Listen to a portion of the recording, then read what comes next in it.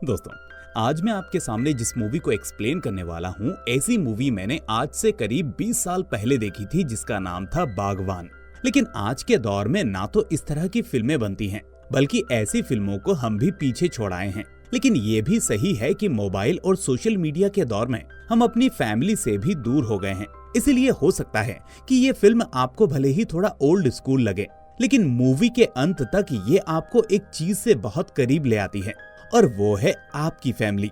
तो ऐसा क्या खास है इस मूवी में, चलिए देखते हैं। तो कहानी की शुरुआत में हम दीपक नाम के एक आदमी को देखते हैं जो शिमला में रहता है। हमें पता चलता है कि दीपक के परिवार में उसके 3 बेटे और पोते पोतियां हैं, और उसकी पत्नी की कुछ साल पहले मौत हो चुकी है, जिसे वो बहुत प्यार करता था। दीपक हाल ही में रिटायर हुआ है, इसलिए अब काम ना होने की वजह से वो अपनी पत्नी विमला को पहले से भी बहुत ज्यादा मिस कर रहा होता है। लेकिन इस बीच हमें दीपक के बारे में एक खास बात पता चलती है कि असल में दीपक को भूलने की बीमारी है, और उसे अभी भी कभी कभी ये लगता है कि उसकी पत्नी जिंदा है। इसीलिए वो विमला को बार बार इमेजिन करता रहता है और उसे अपने सामने पाकर उससे बातें करता रहता है। अब ऐसे ही एक दिन जब वो अपनी बीवी को इमेजिन कर रहा था, तभी उसके कमरे में उसके बेटे की पत्नी आ जाती है। वो कहती है कि पापा जी, आप जल्दी से तैयार हो जाइए, हमें बनारस के लिए निकलना है। लेकिन इस बीच दीपक की नजर अपनी बहू के गले में जाती है, तो वो देखता है कि उसकी छोटी बहू ने वो डायमंड का हार नहीं पहना जो उसकी पत्नी विमला ने उसे दिया था। इस बात से दीपक उस पर काफी गुस्सा हो जाता है और वो अपनी बहू को डांटने लगता है। वो उससे पूछता है कि तुम्हारा नेकलेस कहाँ है, क्योंकि उसके मन में डर था कि कहीं उसने वो हार बेच तो नहीं दिया। पर तभी दीपक के कमरे में उसका बेटा भी आ जाता है, और अपने पिता को चिल्लाते देखकर वो फौरन उसे उसकी दवा दे देता है, और दवा लेते ही दीपक अचानक से बिल्कुल नॉर्मल हो जाता है। इससे हमें साफ पता चलता है कि दीपक को भूलने की बीमारी है, यानी डिमेंशिया है। जब तक दवाई का असर होता है तब तक दीपक नॉर्मल रहता है, और जब दवाई का असर खत्म हो जाता है तो फिर से वो अपने पिछले वक्त में चला जाता है। और इसके बाद जब वो वापस नॉर्मल होता है तो उसे कुछ भी याद नहीं रहता कि उसने कुछ वक्त पहले क्या कहा था या इस बीच क्या हुआ था। हम देखते हैं कि दीपक अपनी पत्नी से इतना प्यार करता था कि उसने अपने घर का नाम भी अपनी पत्नी के नाम पर रखा था, यानी विमला सदन। खैर, अभी कुछ देर पहले मैंने आपको बताया था कि कमरे के अंदर आते ही दीपक की बहू ने कहा था कि पिताजी चलिए, हमें बनारस निकलना है। तो इसके पीछे भी एक कहानी छिपी है। असल में अपनी पत्नी के गुजरने के बाद दीपक के लिए उसके नाम पर रखा हुआ ये घर अब उसकी आखिरी निशानी है। इसलिए आने वाले वक्त में दीपक इस घर को किसी चैरिटेबल ट्रस्ट को डोनेट करना चाहता है, या फिर इस घर का इस्तेमाल समाज सेवा में करना चाहता है। ऊपर से उसके बहू बेटे भी उससे बहुत प्यार करते हैं और दिखाते हैं कि वो भी ऐसा ही करना चाहते हैं। लेकिन अब जब दीपक का जन्मदिन मनाने के लिए सब लोग इकट्ठा हुए हैं, तो सभी बहू बेटों ने कुछ और ही प्लान बनाकर रखा है, और वो मैं आपको आगे बताऊंगा। अब बनारस जाते समय पूरा परिवार साथ होता है, और इस सफर में दीपक अपने परिवार से विमला की बातें शेयर करता है। हम देखते हैं कि दीपक को गाना गाने का बहुत शौक था, और वो थोड़ी बहुत शायरी भी कर लेता था। अब बनारस पहुंचकर पूरा परिवार दीपक का बर्थडे सेलिब्रेट करता है, और अपने परिवार का इतना प्यार देखकर दीपक की आंखें भर आती हैं। फिर अगले दिन दीपक घाट पर बैठा होता है, तो वो देखता है कि 2 बेटे अपने पिता का पिंडदान कर रहे हैं, और उनमें से एक बेटा पंडित जी से कह रहा होता है कि आप यह काम थोड़ा जल्दी जल्दी निपटा दीजिए, मुझे जरूरी काम है। अब दीपक पास में ही बैठा हुआ था और उसकी सभी बातें सुन रहा था, तो उस लड़के की इस बात से उसे गुस्सा आ जाता है, और वो उसे बहुत डांटने लगता है कि उसके पास अपने पिता के लिए इतना सा भी टाइम नहीं है। वो कहता है कि अगर तुम्हारे पिता ने तुम्हारे बचपन में तुम्हें समय नहीं दिया होता, या अपना वक्त देकर पैसा कमाकर तुम्हें इस लायक ना बनाया होता, तो आज तुम इतने संपन्न नहीं होते। माना कि तुम्हें जरूरी काम होगा, लेकिन क्या तुम अपने पिता की अंतिम क्रिया को भी ठीक से और मन से पूरा नहीं कर सकते? अब इससे पहले कि वो लोग उसको कुछ जवाब देते, इतने में वहाँ पर दीपक की बहू आ जाती है और वो उसे वहाँ से ले जाती है। लेकिन तभी दीपक अपने परिवार के पास आकर यही सोचने लगता है कि मेरा परिवार कितना अच्छा है, मेरे बेटे बहू कितना प्यार करते हैं और कितना ख्याल रखते हैं। इसके बाद हम देखते हैं कि दीपक की बहू और बेटे एक आदमी के पास जाते हैं, जहां वो लोग उस आदमी को कुछ पैसे देते हैं, और वो आदमी उनसे कहता है कि आप फिक्र मत कीजिए, आपका काम हो जाएगा। इस तरह वो आदमी पैसे लेकर अपना काम करने के लिए मान जाता है। लेकिन वो काम आखिर क्या था, ये हमें आगे पता चलेगा। अब उसी दिन दीपक के बच्चे उसे एक मठ में लेकर जाते हैं। वहाँ पर भजन कीर्तन चल रहा होता है। दीपक उस भजन में पूरी तरह से खो जाता है, और इसी मौके का फायदा उठाकर उसके बच्चे उसके पास आकर उसे एक बैग पकड़ा देते हैं, जिसमें कुछ पैसे रखे थे और कुछ किताबें थी और दवाएं भी रखी थी। वो सभी एक एक करके उसके पास आते हैं और कहते हैं कि आप ये सामान पकड़िए, हम लोग अभी आते हैं। वो लोग दीपक को दवा देना नहीं चाहते हैं, इसलिए कोई दीपक को दवा नहीं देता ताकि उसे कुछ याद ना आए। लेकिन दीपक का सबसे छोटा बेटा ऐसा नहीं चाहता था। वो तो ये सब भी मन से नहीं कर रहा था, इसीलिए वो चोरी चुपके अपने पिता के पास आकर उसके बैग में दवा डालकर वहाँ से चला जाता है और इस तरह वो सभी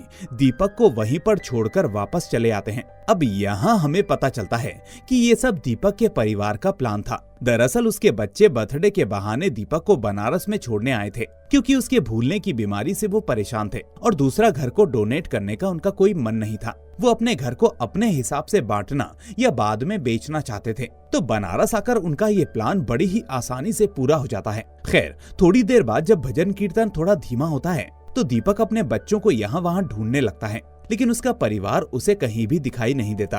अब इस बीच दीपक ने अपनी दवाइयाँ भी नहीं खाई थी, इसीलिए उसे कुछ भी याद भी नहीं आ रहा था। अब वो अपनी बीमारी के चलते पुरानी यादों में चला जाता है, जिसके बाद उसे यही लगने लगता है कि वो अपनी पत्नी के साथ मेले में आया है और उसके 3 बच्चे खो गए हैं। इसीलिए अब वो सभी से यही कहने लगता है कि मेरे बच्चे खो गए हैं। वो कहता है कि मेरे 3 बच्चे हैं, एक 11 साल का है और 2 उनसे छोटे हैं। अब यही कहानी में एंट्री होती है एक नए शख्स की, जिसका नाम था बिरजू। दरअसल वो एक ऐसा इंसान था जो सबको अपने पास बुलाता था और कहता था कि जो कुछ भी किसी का गुम हो गया है वो आदमी मेरे पास आए, चाहे किसी का फोन खो जाए या कोई सामान खो जाए, कोई भी चीज वो उसे ढूंढ देगा। लेकिन जल्द ही हमें समझ में आ जाता है कि असल में बिरजू यहाँ किसी की मदद नहीं करता, बल्कि वो इसका एक तरीका था लोगों के सामान को चोरी करने का। तो इस तरह दीपक भी बिरजू के पास पहुंच जाता है। तो दीपक उसे बताता है कि उसके बच्चे खो गए हैं। लेकिन इस बीच बिरजू की नजर दीपक के बैग पर पड़ती है और वो देखता है कि दीपक के पास बहुत सारे पैसे थे। अब उसके लिए दीपक से वो पैसे हासिल करने का काम बहुत ही आसान था, जिसके चलते बिरजू बहाने से दीपक से वो बैग ले लेता है और फिर उस बैग को लेकर वहाँ से भाग जाता है। अब दीपक के पास कुछ भी नहीं था, ना कोई पैसा, ना उसकी किताबें और ना ही उसकी दवाइयाँ। अब काफी देर तक जब बिरजू भी उसे नहीं मिलता तो दीपक उसके बारे में भी भूल जाता है और वो फिर से अपने बच्चों को ढूंढना शुरू कर देता है। इसीलिए अब काफी ट्राई करने के बाद वो वहाँ से सीधा थाने चला जाता है और वहाँ वो पुलिस वालों को भी बताता है कि उसके बच्चे खो गए हैं। अब पुलिस वाले उससे उसका नाम पूछते हैं, लेकिन दीपक को अब उसका नाम भी याद नहीं होता। उसे बस इतना याद होता है कि उसके 3 बच्चे थे और वो अब खो गए हैं। पुलिस वाले देखते हैं कि दीपक की बातें करने की आदत बहुत ज्यादा है और वो बातें कर करके पुलिस वालों को बहुत ज्यादा परेशान कर रहा होता है। अब पुलिस वालों को लग रहा था कि वो इस आदमी की मदद कैसे करेंगे, क्योंकि अब तक वो भी समझ चुके थे कि दीपक को भूलने की बीमारी है शायद। लेकिन तभी वहाँ पर एक सीनियर ऑफिसर आ जाता है। तो वो इंस्पेक्टर से कहता है कि जल्द से जल्द इस आदमी की फैमिली को ढूंढो, क्योंकि ये बहुत परेशान है। देखने में तो लगता है कि ये पढ़े लिखे घर से है और हो सकता है कि इनके बच्चे भी इन्हें ढूंढ रहे हों। तो इतना कहकर वो ऑफिसर वहाँ से ये काम इंस्पेक्टर पर डालकर चला जाता है। तभी वहाँ पर बिरजू आ जाता है, क्योंकि वो वहाँ पर अपने एक दोस्त को छुड़ाने के लिए आया था, क्योंकि उसका दोस्त चोरी करते हुए पकड़ा गया था।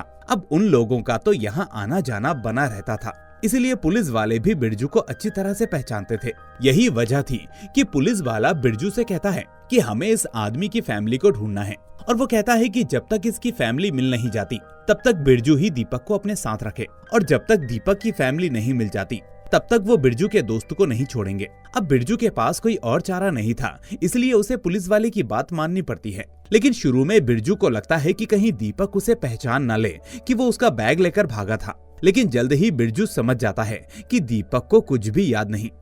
इसके बाद वो फौरन दीपक को लेकर घाट पर आ जाता है और वहाँ घाट पर उसे वही आदमी मिलता है जिसने दीपक के बेटों से उसकी देखभाल के लिए पैसे लिए थे। अब वो बिरजू को दीपक के परिवार की सारी सच्चाई बता देता है और फिर बिरजू को पता चल जाता है कि उसके बच्चे खुद ही उसे वहाँ छोड़कर गए थे, न कि उसके बच्चे कहीं खो गए हैं। पर उसे समझ नहीं आता कि वो ये बात दीपक को कैसे बताए। वहीं दूसरी तरफ हम दीपक के परिवार को देखते हैं कि उन लोगों ने सबके सामने दीपक को मरा हुआ घोषित कर दिया है। वो सभी को यही बताते हैं कि दीपक गंगा जी में तैरने गया था और वो वहीं पर डूब गया। हमने उसको बचाने की बहुत कोशिश की, लेकिन उन्हें नहीं बचा सके। उधर हम दीपक को देखते हैं जहां बिरजू दीपक को बताता है कि उसके बच्चे उसे जानबूझकर यहाँ छोड़कर गए हैं, न कि वो कहीं खो गए हैं। अब ये बातें सुनकर दीपक बिरजू को थप्पड़ मार देता है और वो कहता है कि मेरी फैमिली मुझसे बहुत प्यार करती है, तुम्हें क्या पता फैमिली क्या होती है। तुम्हें देखकर ही लगता है कि तुम्हारी तो कोई फैमिली होगी भी नहीं, क्योंकि अगर तुम्हारी कोई फैमिली होती तो तुम्हें ये बात जरूर समझ आती।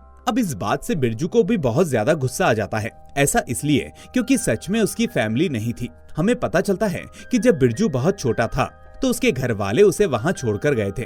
अब बिरजू दीपक को मारने के लिए दौड़ता है, लेकिन वो आदमी उसे रोक लेता है और उसके दोस्त भी उसे समझाते हैं कि वो आदमी पहले से ही परेशान है, ऊपर से उसे भूलने की बीमारी है, इसीलिए वो इतना बोल गया, लेकिन तुम उसकी बातों को दिल से मत लगाओ। इस तरह अब बिरजू को एहसास होता है कि जिस तरह वो आज तक अपनी फैमिली के लिए सोचता आया है, ठीक वैसे ही अपनी बीमारी की वजह से दीपक भी परेशान है, क्योंकि उसे भी अपनी फैमिली का कुछ भी याद नहीं। फिर अपना गुस्सा शांत करके बिरजू फिर से दीपक के पास जाता है और उससे बात करता है। बिरजू उससे कहता है कि मैं बहुत ज्यादा अपसेट हूँ, इसीलिए मैंने आपको भी इतना सब बोल दिया। अब दीपक उससे पूछता है कि क्या हुआ, तुम क्यों अपसेट हो? तो बिरजू उसे बताता है कि वो एक लड़की से बहुत प्यार करता है जिसका नाम है मीना। और सीन यहाँ से फ्लैशबैक में चला जाता है, जहाँ हम देखते हैं कि मीना और बिरजू एक दूसरे को बहुत पसंद करते हैं। लेकिन एक दिन मीना बिरजू को अपने घर पर लेकर जाती है ताकि वो अपनी मौसी से बिरजू को मिलवा सके। मीना के माता पिता के इस दुनिया से जाने के बाद से ही उसकी मौसी ने ही उसे पाला था, इसीलिए उसकी मौसी उसके लिए माँ से बढ़कर थी। मीना बिरजू को इसीलिए वहाँ लाती है ताकि वो दोनों मौसी से अपनी शादी की बात कर सके। पेशे से मीना की मौसी एक डांसर होती है और वो चाहती हैं कि मीना भी एक डांसर ही बने। फिर जब बिरजू उसकी मौसी से मिलता है तो उसकी मौसी बिरजू को देखकर समझ जाती है कि बिरजू को मीना से ज्यादा पैसों से प्यार है, इसीलिए वो मीना का ख्याल नहीं रख पाएगा और इसीलिए वो उसका इम्तिहान लेते हुए उससे कहती है कि मैं तुम्हें 2 लाख रुपए दूंगी, लेकिन इसके बदले तुम मेरी मीनू से दूर रहो। बताओ मंजूर है या नहीं? तो इतनी बड़ी रकम सुनकर बिरजू की आंखें फटी की फटी रह जाती हैं और वो उन पैसों के लिए मान जाता है। इसके बाद बिरजू फौरन वो 2 लाख रुपए लेकर वहाँ से चला जाता है। और जब मौसी इस बारे में मीना को बताती है कि बिरजू एक लालची लड़का है और वो तुम्हारे लिए ठीक नहीं है, तो मीना के सामने बिरजू का सच आ जाता है। फिर जब मीना को इस बारे में पता चलता है तो उसे बहुत बड़ा धक्का लगता है, लेकिन कुछ ही वक्त में बिरजू को एहसास हो जाता है कि उसने पैसे लेकर बहुत बड़ी गलती कर दी है। असल में उसे लगा था कि वो पैसे लेकर मीना को भूल जाएगा, लेकिन काफी कोशिश करने के बाद भी वो मीना को भूल नहीं पाता। इसीलिए अब वो फौरन वापस मीना के पास जाता है और उसके पैरों में गिरकर उससे माफी मांगता है, जहाँ इस बात के लिए मीना भी उसे माफ कर देती है। इसके बाद बिरजू दीपक को लेकर मीना के पास जाता है ताकि वो उसे मीना से मिलवा सके, लेकिन तभी अचानक दीपक की तबीयत खराब हो जाती है और फिर बिरजू और उसके दोस्त मिलकर दीपक को हॉस्पिटल लेकर जाते हैं। वहीं दूसरी तरफ हम दीपक के परिवार को देखते हैं, जहां उसके बच्चे दीपक की शोक सभा में इमोशनल होने का नाटक कर रहे होते हैं। लेकिन इस बीच दीपक का जो छोटा बेटा था वो सच में बहुत ज्यादा दुखी होता है और शायद वो इन सब में भी शामिल होना नहीं चाहता था। इसीलिए अब वो बार बार यही कह रहा होता है कि हमने अपने पापा के साथ बहुत गलत किया है। तो इस पर पंडित जी कहते हैं कि अब तुम्हारे पिता इस दुनिया में नहीं रहे, अगर ऐसे दुखी रहोगे तो उनकी आत्मा को शांति नहीं मिलेगी। तो ये सुनते ही वो लड़का गुस्सा हो जाता है और कहता है कि मेरे पापा अभी भी जिंदा हैं, मरे नहीं हैं। लेकिन तभी उसके भाई और भाभी खींचकर उसे घर के अंदर ले जाते हैं, जबकि दूसरे भाई बाहर के लोगों को समझाते हैं कि पिताजी की मौत की वजह से उसको सदमा लगा है, इसलिए वो ऐसी बहकी बहकी बातें कर रहा है। जबकि वहीं अंदर उसके भाई और भाभी उसे समझाते हैं कि वो ऐसा ना करे, नहीं तो सभी लोगों को उन पर डाउट हो जाएगा। दरअसल दीपक के छोटे बेटे को ये कहा गया था कि वो लोग दीपक को वृद्धाश्रम छोड़ेंगे, लेकिन उन सबको डर था कि कहीं वो वृद्धाश्रम से वापस ना आ जाए, क्योंकि वहाँ पर उन्हें अपनी आईडी भी छोड़नी पड़ती। और इससे होता ये कि शायद आईडी देखकर दीपक को सब कुछ याद आ जाता तो वो वापस आ सकता था। इसीलिए इन सभी बड़े भाइयों ने ये प्लान बनाया ताकि दीपक वहीं पर गायब हो जाए। इसलिए उन्होंने जानबूझकर दीपक की आईडी भी उस बैग में नहीं रखी और ऊपर से जो दवा छोटा बेटा अपने पिता के बैग में डालकर आया था वो दवा भी उसकी एक भाभी ने बदल दी थी ताकि उन्हें कभी भी कुछ याद ना आए। तो इस तरह इन लोगों ने उसकी याददाश्त का गलत फायदा उठाया ताकि ना दीपक को कुछ याद आएगा और ना कभी वो घर वापस आ पाएगा। पर इतनी सारी बातें छोटे बेटे को अब पता चली थी, इसलिए वो बार बार सभी के सामने अपने पिता को लेकर बोल रहा था। अब हम उधर दीपक को देखते हैं, जिसे अब होश आ चुका था, लेकिन बीमारी की वजह से उसे अब कुछ भी याद नहीं होता। फिर डॉक्टर दीपक से उसका नाम पूछती है लेकिन उसे अपना नाम भी याद नहीं होता। तो डॉक्टर उससे उसका घर का नाम पूछती है तो दीपक बताता है कि मेरे घर का नाम विमला सदन है और विमला मेरी बीवी का नाम है, जिसके नाम पर मैंने अपने घर का नाम रखा था। अब डॉक्टर कहती है कि मुझे उस घर को खरीदना है, इसलिए आप मुझे वहाँ पर लेकर चलिए। तो वो घर खरीदने की बातें सुनते ही दीपक डॉक्टर पर हमला कर देता है। दरअसल दीपक नहीं चाहता था कि उसका घर बेचा जाए और वो अपने घर को बेचने के सख्त खिलाफ था, जैसे कि मैंने आपको शुरू में भी बताया था। अब डॉक्टर ये सब देखकर समझ जाती है कि दीपक को डिमेंशिया है, इसीलिए वो सभी से कहती है कि हमें दीपक को उसकी पुरानी यादें याद दिलानी होंगी, तभी उसकी याददाश्त वापस आएगी। अब इतनी देर में वहाँ पर पुलिस ऑफिसर भी आ जाता है और वो सभी से कहता है कि मीना की मौसी को ही अब दीपक की जिम्मेदारी लेनी पड़ेगी, क्योंकि जब दीपक बिरजू के साथ मीनू की मौसी के घर आया था तो वो उसके घर में ही बेहोश होकर गिरा था।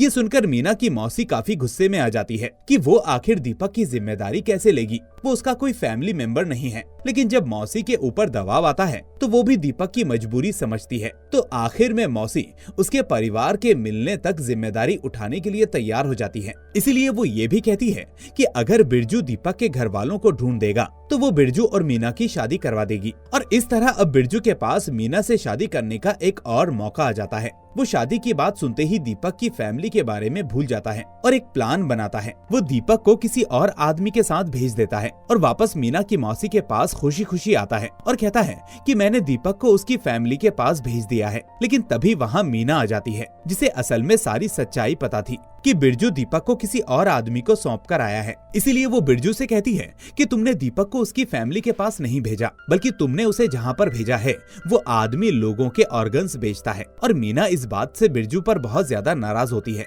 और कहती है कि उसने बेवजह बिरजू पर दोबारा भरोसा किया और उसने एक बार फिर से उसे धोखा दे दिया। लेकिन बिरजू को नहीं पता था कि वो आदमी गलत इंसान है, इसीलिए वो फौरन उस आदमी के पास जाता है, पर वहाँ उसे दीपक नहीं मिलता। जिसके बाद वो उस आदमी को बहुत ज्यादा पीटता है और फौरन उससे दीपक का पता लेकर वहाँ से दीपक को बचाने के लिए भागता है। लेकिन जब वो वहाँ पहुँचता है जहाँ का एड्रेस उस आदमी ने दिया था, तो वो देखता है कि दीपक ने पहले से ही उन सभी को मार पीट दिया था। पर अब बिरजू जब दीपक के सामने आता है तो दीपक उसे नहीं पहचानता, लेकिन बिरजू फौरन दीपक को अपने साथ लेकर वहाँ से आ जाता है और अब वो सच में जगह जगह जाकर दीपक की असली फैमिली के बारे में पता करने लगता है। लेकिन बहुत कोशिशों के बाद भी उसे उसके बारे में कुछ भी नहीं पता चलता। पर इस बीच उसे अचानक डॉक्टर की बात याद आती है कि उसने कहा था कि अगर हम दीपक के पास्ट के बारे में उसे याद दिलाते रहें तो उसकी याददाश्त वापस आ सकती है। इसीलिए ये सोचते ही बिरजू उसके बैग को निकालता है जिसे वो शुरू में लेकर भागा था। अब वो उसमें उसकी एक किताब निकालता है और उस किताब की कविताएं पढ़ने लगता है।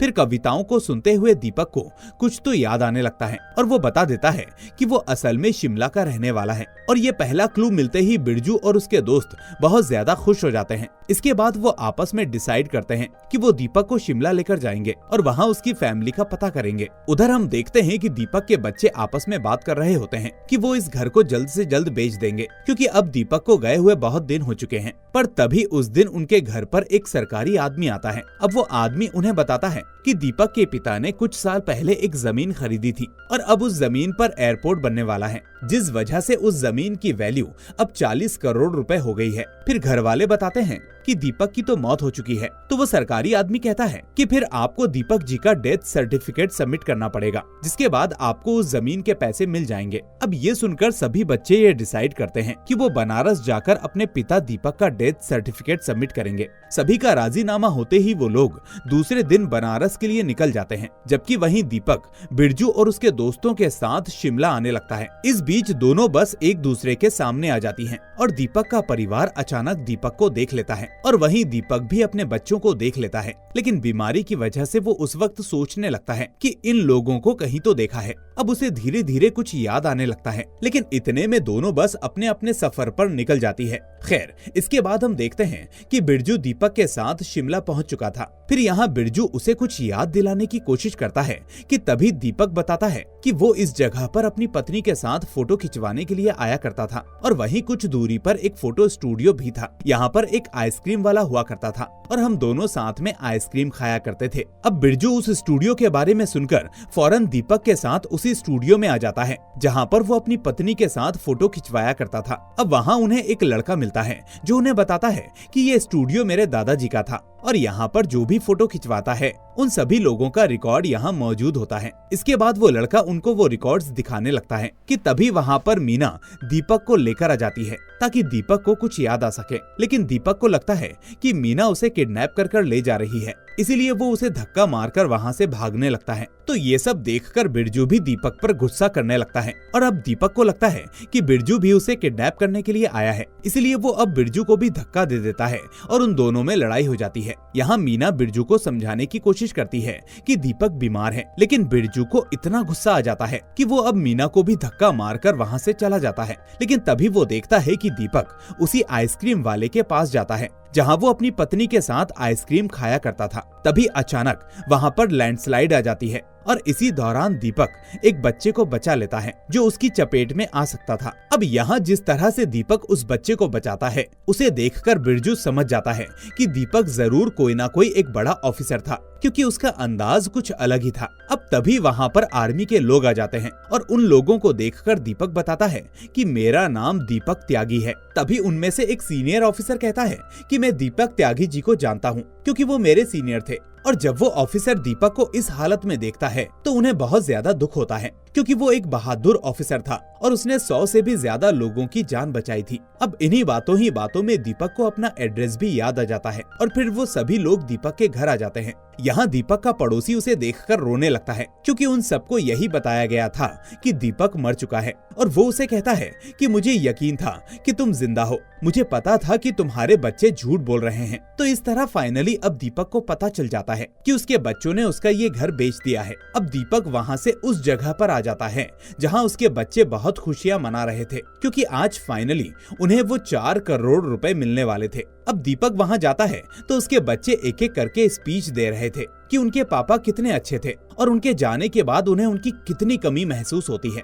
वो एक के बाद एक इमोशनल स्पीच दे रहे थे और ये सब सुनकर दीपक को बहुत ज्यादा दुख पहुंचता है। फिर इसके बाद जब उसके बच्चे दीपक को अपने सामने देखते हैं तो एकदम से शॉक्ड रह जाते हैं। दीपक उनसे कहता है कि अगर तुम्हें ये सब चाहिए था तो तुम्हें पहले बताना था, क्योंकि मेरे बाद ये सब वैसे भी तुम लोगों का ही तो था। फिर वो कहता है कि मैंने कितनी मेहनत से ये घर बनाया था और इसको तुम्हारी माँ का नाम दिया था। इस घर में मेरी बहुत सारी यादें जुड़ी हुई थी। वो कहता है कि मेरी पत्नी की भी यही इच्छा थी कि इस घर को ना बेचा जाए। और इतना कहकर वो उन सभी को एक एक लेटर दिखाता है, जो लेटर मरने से पहले उसकी पत्नी ने अपने बच्चों के लिए लिखा था। उसने लिखा था कि वो अपने बच्चों की हरकतें देखकर समझ गई है कि उसके बच्चों को अपने पापा से ज्यादा लगाव नहीं है, लेकिन उनकी आखिरी इच्छा यही थी कि उनके जाने के बाद वो लोग अपने पापा का अच्छे से ख्याल रखें। अब इस सब के बाद दीपक का दिल काफी भर आता है और ये सब कहकर दीपक रोते हुए वहाँ से चला जाता है। और अब वो एक ऐसा डिसीजन लेता है जिसे देखकर सब हैरान हो जाते हैं। वो अब खुद का ही पिंडदान करने लगता है, क्योंकि उसके बच्चों ने तो जीते जी उसको मरा हुआ साबित कर दिया था। लेकिन तभी उसके पास बिरजू आ जाता है, जो उससे कहता है कि मुझे नहीं पता कि मेरे पिता कौन हैं, लेकिन मैं आज से आपको अपना पिता मानता हूँ और मेरे लिए आप अभी जिंदा हैं और मेरे सामने हैं, इसीलिए आपके जीते जी ये पिंडदान नहीं हो सकता। मैं आपका बेटा हूँ, इसलिए मैं ये होने नहीं दूंगा। तो ये शब्द सुनकर दीपक अब काफी इमोशनल हो जाता है और वो बिरजू को अपने गले से लगा लेता है। पर तभी बिरजू देखता है कि दीपक आंखें नहीं खोल रहा। एकदम से बिरजू उसके शरीर को हल्का पाता है और यहाँ हमें पता चलता है कि दीपक ने इस वक्त बिरजू के हाथों में ही अपना दम तोड़ दिया था। इसके बाद बिरजू यही सोचने लगता है कि काश वो दीपक को शिमला लेकर ना आता, क्योंकि वो उसे यहाँ लेकर ना आता तो उसे सब कुछ याद ना आता और ना ही उसे याद आने के बाद इतनी सारी तकलीफें झेलनी पड़ती। अपने बच्चों की सच्चाई जानने के बाद दीपक पूरी तरीके से टूट चुका था, लेकिन अब बिरजू अपने बोले गए शब्दों का फर्ज चुकाता है। खुद ही एक बेटे की तरह अपने पिता यानी दीपक का अंतिम संस्कार करता है और इसी के साथ ये शानदार मूवी यहीं पर एंड हो जाती है। तो दोस्तों, अब तो आप समझ ही गए होंगे कि क्यों मैं इस मूवी को लेकर आपको समझा रहा था कि लास्ट तक आते आते आप अपने परिवार के करीब आ जाएंगे। दोस्तों, आज हम सभी लोग अपने परिवार में अलग अलग मुश्किलों से जूझ रहे हैं, लेकिन एक चीज याद रखिए कि अगर हम साथ हैं तो वो परेशानी या मुश्किल ज्यादा दिनों तक नहीं नहीं रहेगी। तो इसी मैसेज के साथ मैं रिक्वेस्ट करूंगा कि आप इस मूवी को लाइक करके अपने भाई और बहनों के साथ शेयर जरूर करें। साथ ही आपको अपने दोस्तों और फैमिली मेंबर्स के साथ भी इसे शेयर करना चाहिए। अगर आप नए हैं तो चैनल को सब्सक्राइब करके नोटिफिकेशन बेल को भी दबा दें। अब मैं मिलूंगा आपसे अगली ऐसी ही शानदार मूवी के साथ। टिल देन अपना और अपनों का ख्याल रखिए एंड थैंक्स फॉर वॉचिंग।